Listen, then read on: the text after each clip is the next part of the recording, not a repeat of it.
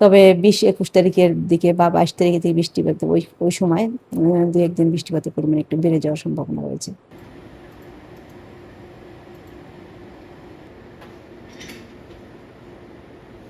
আপনারা জানেন যে এখন প্রাক মৌসুম চলতেছে, প্রাক বর্ষাকাল।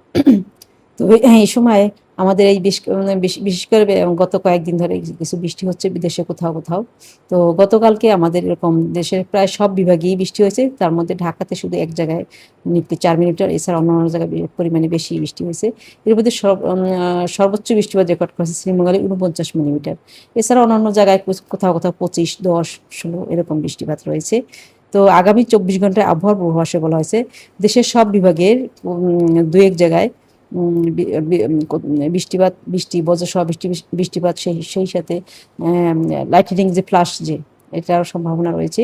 এর মধ্যে পরিমাণে সবচেয়ে একটু বেশি পরিমাণে হওয়ার সম্ভাবনা রয়েছে সিলেট বিভাগে, ওখানে দেওয়া হয়েছে আমাদের কিছু কিছু জায়গায়, অন্যান্য বিভাগে বলা হয়েছে দু এক জায়গায়। তো আমাদের গতকালকে সর্বোচ্চ তাপমাত্রা রেকর্ড করা হয়েছে 33.9 মোংলা, এবং সর্বনিম্ন তাপমাত্রা 15.5 ডিগ্রি সেলসিয়াস ছিল।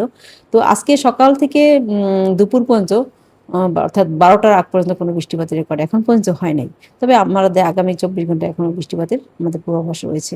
তো আগামী কয়েকদিনও এরকম কম বেশি দু এক জায়গায় বৃষ্টিপাত হতে পারে।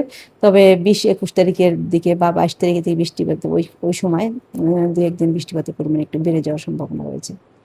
আর ঈদের প্রকাশ যেটা জানতে চেয়েছেন, ঈদের প্রকাশ আমাদের আগামী বুধবারে অর্থাৎ আগামীকালকে আমাদের এটা ভালোভাবে দেখে তৈরি করা হবে, এবং আপনারা যত দেরিতে পূর্বাভাসটা নেবেন তত একুরেসি তার বাড়ার সম্ভাবনা রয়েছে। তো তবে এখন পর্যন্ত বলা যায় পূর্বাভাসে যেটা আমরা যেহেতু 10 দিনে বলি, 10 দিনের মধ্যেই তো 21 তারিখ পড়ে যায়, তো সেখানে তখন বৃষ্টিপাতের সম্ভাবনা রয়েছে।